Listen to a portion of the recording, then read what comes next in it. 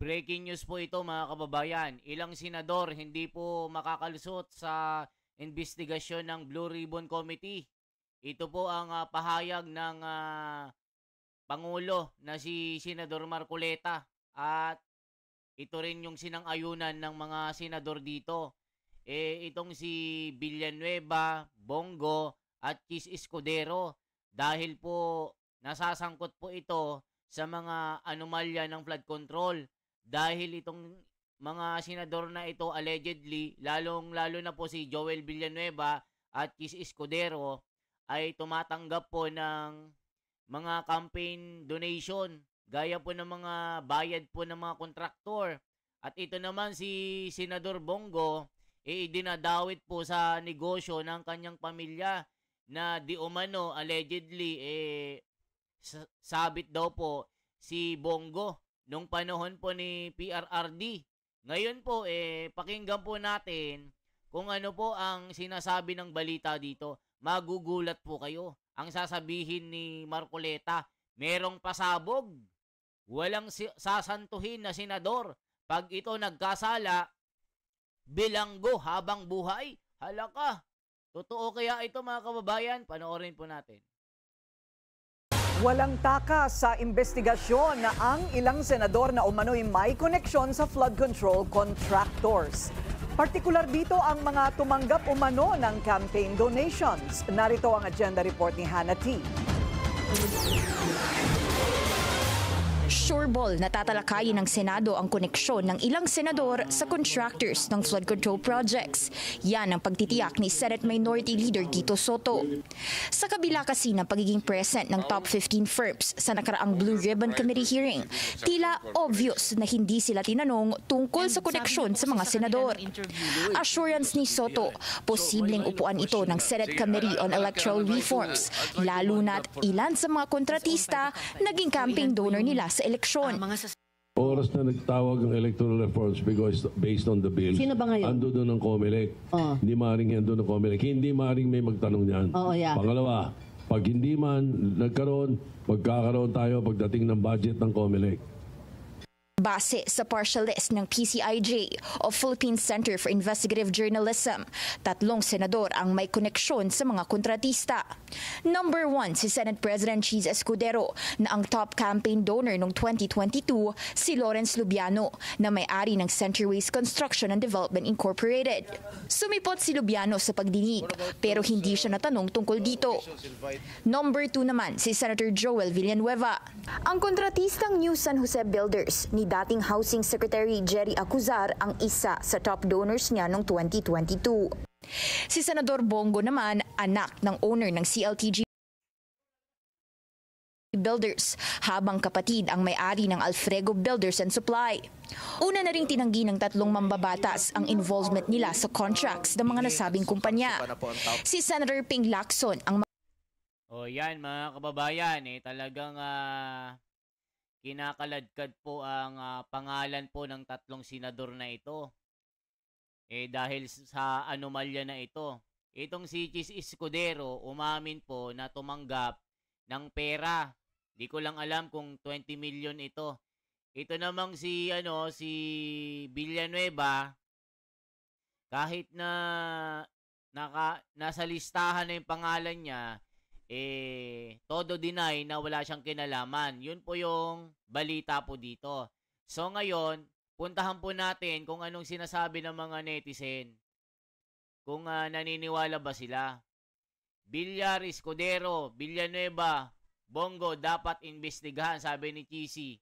It's time for the people to wake up and clean house.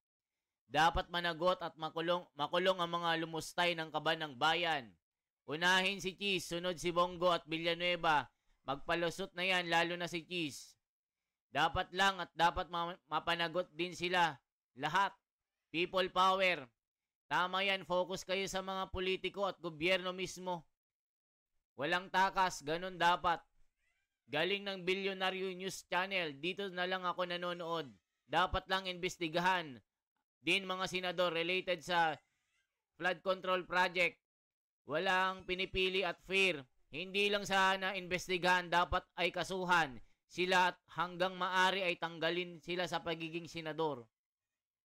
Dapat lang hindi na pamarisan bago mabago pa ito. Antayin pa ba nilang matulad tayo sa Indonesia ngayon? Mag-resign kayo, may kahihiyan pa kayo. Only in the Philippines kapag nagkakaso galit pa. Ayan mga kababayan, matinding labanan ito ng netizen.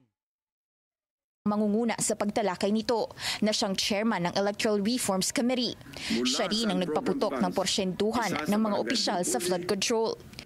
Alam mo, aside from being a very good PNP chief, chief of police, magaling na investigador yun. Posibleng sumalang din sa Q&A si Senator Mark Villar pagdating ng budget deliberations ng DPWH. Hindi rin kasi siya tinanong tungkol sa role nito sa flood control projects bilang kalihim noong Duterte administration. Tiniyak ni Soto na walang agreement para pagtakpan ang kaugnayan ni Villar sa issue. Wala naman kaming ganun. Wala naman, hindi naman nabibring up pa eh. Ewan ko kung mabibring up sa susunod na hearing pa sa ano yan. Pero paggawa ng batas nito, kailangan yung mga nakakaalam ay dapat tanungin natin. Hindi raw pwedeng hindi balikan ang nangyari sa 2025 budget kung pag-uusapan ang pondo para sa susunod na taon. Lalo na't lumobo ng 1 trillion pesos ang pondo ng DPWH this year. O yan mga kababayan, ako po, hindi makakalusot si Villanueva, Escudero at Bongo. Ano kaya ang totoo mga kababayan? Ano kaya? May mananagot ba dito? Ano bang sinasabi ng komento? Mabuhay ka, Sen Tito Soto. Nakakuha ka ng katapat ang mga Duterte senators. Tignan nyo mga kababayan. Syempre, dito, si Senador Marcoleta, wala pong kikilingan ito. Kaya lang dinadawit itong si Bongo kasi nga kinakaladkad nila ang Duterte Black. Ginugulo nila si Senador Marcoleta. O kita nyo, parang si Tito Soto, pinapalabas niya, siya yung chairman ng Blue Ribbon Committee. 'Di ba? Sinasapawan nila si Senador Marcoleta para magmistula na sila yung yung namumuno ng Blue Ribbon Committee. O, 'di ba? O, goodbye talaga Pilipinas. Kung may time pa kayong mag-work abroad, dapat mag-resign na kayo. Mga corrupt kayo. Death penalty for corruption. Abolish nyo. Yan, Senado. O, tignan nyo. Dinadawit kasi nila mga kababayan ang mga Duterte Black. Pero dito, kung nagkasala man si Villanueva, si Bongo, o si Chis Escudero, hindi kukonsintihin ni Senador Marcoleta yan. Kasi nga, ito ang corruption na ito, malawak ito. Yan po ang senador natin na si Senator Marcoleta. Diba? Kung totoo na silang nagkasala, mananagot sila. Yan si Senador Marcoleta. Itong si Tito Soto, nagpapa-epal lang ito. Na akala mo siya yung chairman ng Blue Ribbon Committee. 'Di ba? O sino ba ang bumoto sa mga yan? Gustong-gusto nyo sila, 'di ba? Obvious naman may violation sa COMELEC. Ang kasuhan nyo, yung mga nagkasala talaga dito. Kung nagkasala sila, di magkasala sila. 'Di ba? O, yan ang sinasabi po ng mga komento dito mga kababayan. Matindi kasi ang corruption ngayon. O dito naman po mga kababayan, nagkabatuhan po. Ito po. Tignan natin. Nagutom sa traffic. Talagang hindi na po mapakali ang bayan. Talagang gulo na po ito. Itong sinasabi po mga kababayan, no? Panoorin po natin ito malupit itong batuhan na ito sa ito. Dati sa bahay ng Diskaya, ngayon sa Kongreso nagkabatuhan. Samantala, nagkaroon po ng tensyon sa pagitan ng mga anti-riot police at mga rallyista na nagsagawa po ng kilos protesta sa harap ng Batasang Pambansa. Samantala, nagkaroon po ng tensyon sa pagitan ng mga anti-riot police at mga rallyista na nagsagawa po ng kilos protesta sa harap ng batasang pambansa. Pinagbabato ng iba't ibang mga bagay ang mga pulis na naroon para kontrolin ng mga rallyista na dismayado dahil sa umano'y korupsyon at irregularidad sa mga proyekto ng flood control. Gitila kailangang panagutin ang lahat ng mga kongresistang sangkot sa mga maanumalyang proyekto. Nangyari po ang gulo sa gitna ng pagtalakay ng mababang kapulungan sa ilalang budget para sa mga infrastructure projects ng DPWH. O yan po yung balita po. Anong sinasabi ng komento? Good luck mga kababayan, ingat kayo. Sabi ni Delia Boco. Alisin na kasi ang mga congressman, tama na ang senador, mayor, governor. Baka mag-people power na yan. Naku po. Nagsimula sa mga diskaya sa pagyayabang nila. Ngayon umabot na sa kalsada. Sabi ni Boyex. Gustuhan man nating magprotesta dahil sa korupsyon ngayon, pero mahirap basta sasakyan ng mga makakaliwa. Mas paninindigan mga Indonesian. Ito gawin nyo, tumae kayo sa bahay nyo, tapos balutin nyo ng plastic, tapos tapunan nyo sa kanila. Si Budol Marcos ang pasimuno ng korupsyon since 2022 to present, sabi ni Era Portis. Kailangan talagang mag-focus, gobyerno ang bagay na ito, hindi kasi maitago at maidadaan sa diversyon. So, bigyan nila ng nakaw. Mga kababayan, ang guluhin nila itong kongreso. Punta kayo dyan kasi nandyan talaga yung totoong mga taong buhaya. Yan ang sinasabi po ng mga komento. Nagkakagulo talaga mga kababayan. Yan po ang nangyayari ngayon. Hindi na pumapakali ang mga tao. Talagang gulo-gulo na ito. So ngayon mga kababayan, i-check pa natin yung ibang mga komento dito. Yung rally ng mga kapulisan. Rally sa flood control. Yan. Check nga natin mga kababayan. Ito po yung nangyari Grabe na ito. Gulo-gulo na talaga ito mga kababayan. Mula nung magyabang kasi mga diskaya, wala na natimbog na sila.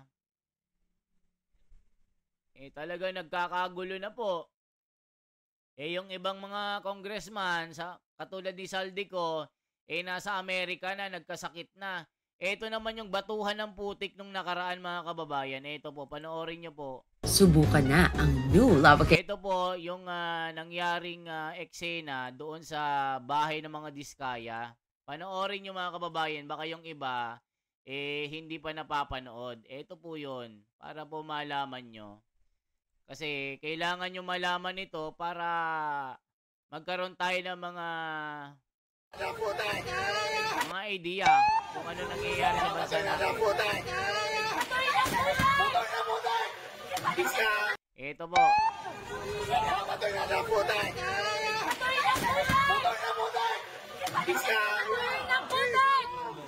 Diskaya! Ikulang! Diskaya! Ikulang!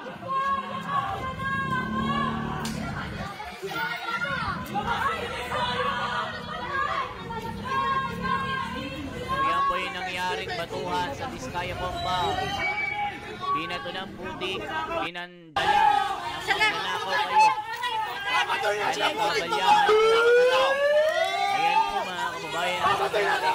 Binato ang gate. Basang-basang. Yun sila. Binasuka sila ng putik. Ayan, binato nila ng putik. Bomba. Binomba ng putik mga kababayan. Yan, sinisigaw nila na Diskaya magnanakaw. Yan po ang nangyari. Matindi po ito Talagang galit na galit ng mga tao. Bato sila ng bato! Ilabas si Diskaya! Diskaya! Ikulang!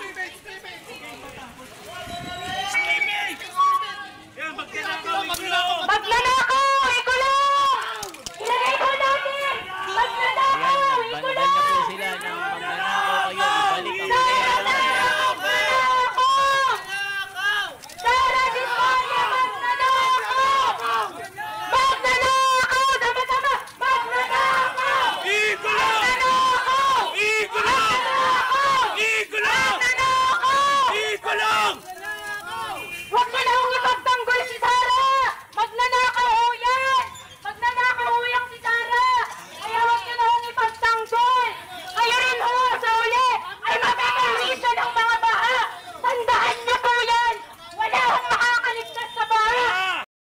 O yan po ang sinisigaw ng mga tao. Ito po yung mga komento. Media, please continue to help po on informing Filipinos on fighting corruption and incompetence. Sana hindi makalimot at mapagod, hindi makalusot again and again. Ipagpatuloy lang nyo. Ako, suportado ng mga tao ito. Dapat mag-alsa mga Pilipino kagaya sa Indonesia. Sana dumami pa ang mga malakas ang loob na mag-rally na ganito para malaman nila na galit na ang mga tao sa nangyayari sa flood control project na ninakaw ng iilang tao. Good, umpisihan nyo, tatapusin namin mga mandirigma. Talagang nakakagalit. Kahit sinong Pilipino may karapatan magalit at magwala dahil sa kahirapan tapos na nakawin lang. Nako po mga kababayan, galit na galit ang mga tao dito. This is the only thing Filipino will never disagree. Dapat lang isama na ang 10 ng mga gobyerno opisyal ng DPWH, senator at congressman na kasabwat. Wala man lang ng hagis ng bomba dyan. Bomba na tae, meron po. Pasok kayo sa longkabin nyo. Batuhin nyo ng pasimuno niyan. Madaming magnanakaw, wag lang kayo dyan. Sugudin ninyo na dapat yung sugudin. Kung tutuusin, warning pa lang yan. Naku, nag-uumpisa pa lang mga kababayan talagang tuloy-tuloy po ang ginagawang pagrarally ng mga militanteng grupo dito. Marami pong sumasang-ayon sa ginagawa ng mga militanteng grupo dahil po dito sa pagnanakaw na ito mga kababayan. So, ang satisfying, napaka-satisfying daw ng ginagawa ng mga rallyista. So, ano masasabi ng mga kababayan natin dito? Mag-comment po kayo. Ito pa po. Wala! Asa ka! Asa ka ng magnanakaw! Wala ka! Magnanakaw! Lahat! Lahat! Lagyan ng magnanakaw! Papala! O yan po ang nangyari mga kababayan. Yung iba pa, tignan natin. Ang lala! Ito pa po yung iba. Para makita nyo yung mga kaganapan. Talagang nakakagalit po itong ginagawa ng mga korupsyon sa mga korap na ito. Tignan nyo po ang ginawa ng mga relista. Talagang binakbakan ang bahay ng mga diskaya dito. Ito po mga kababayan, panoorin nyo. Talagang naalarmang mga diskaya kasi hindi na tinitigilan ng mga tao. Ito po sila. Protesta sa labas ng St. Gerard Construction Building sa Pasig City ang mga grupong Akbayan at Youth Against Corruption. Pasado alas 9 ng umaga ngayong Biyernes nang magsimula ang pagtitipon na tumagal ng mahigit 30 minuto. Sentro ng kanilang panawagan ang pagpapanagot at pagpapakulong sa pamilya Diskaya at lahat ng sangkot sa korupsyon at maanumalyang flood control projects sa bansa. Ang pamilya ni Sara at Curly Diskaya ay iniuugnay sa mga proyekto at naging sentro ng batikos dahil sa kanilang marangyang pamumuhay. Bilang bahagi ng protesta, nag-alamulto ang mga miyembro ng grupo na may suot na maskara ng mag-asawang Diskaya at ng kapwa kontrobersyal na kontraktor na si Mark Alan Arevalo ng Wawaw Builders. O yan mga kababayan, ginawang multo ang mga Diskaya sa picture. Talagang makikita nyo, galit na po mga tao dito, galit na. Panagutin, kasuhan, ikulong ang dapat, mga tiwali. O yan po mga kababayan ang balita dito. Tuloy-tuloy po ang protesta na ginagawa ng mga tao. Nagalit po dito sa iskandalo ng flood control. Napakarami na pong galit dito sa kalye. Pati mga pulis, nag-deploy na po ng libu-libong mga magsasagawa ng peace and order dito. At sinabi din ng kapulisan na okay lang mag-rally. Isigaw ang sinisigaw ng bayan kasi karapatan ng mga Pilipino ito. Yun nga lang po, may exemption. Huwag po maging bayolente.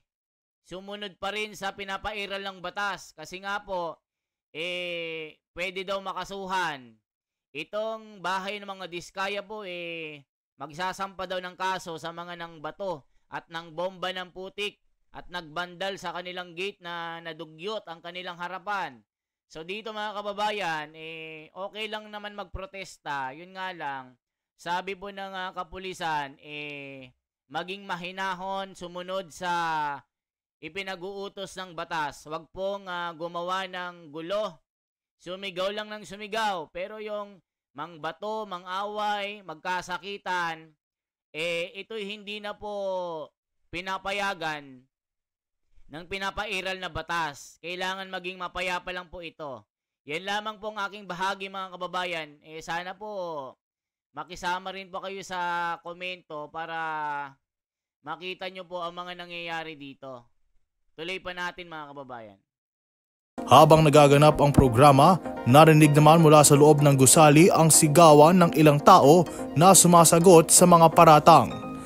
Ayon naman kay Pasig City Police Chief Colonel Hendrix Mangaldan, naging maayos ang kilos protesta at nanawagan siya ng kahinahunan sa iba pang mga grupong balak maglunsad ng pagkilos. Yan po sinasabi po mga kababayan, mahinahon lang po magsagaw ng rally kasi nga karapatan po ng bawat Pilipino ito na marinig ang boses ang sambayan ng Pilipino sa mga nangyayaring korupsyon na ito. Nasangkot ang mga kontraktor, mga ahensya ng gobyerno gaya ng DPWH at ilang mga opisyal ng gobyerno dito. May senador, may congressman, may mga executive director ng mga DPWH at ilan pa.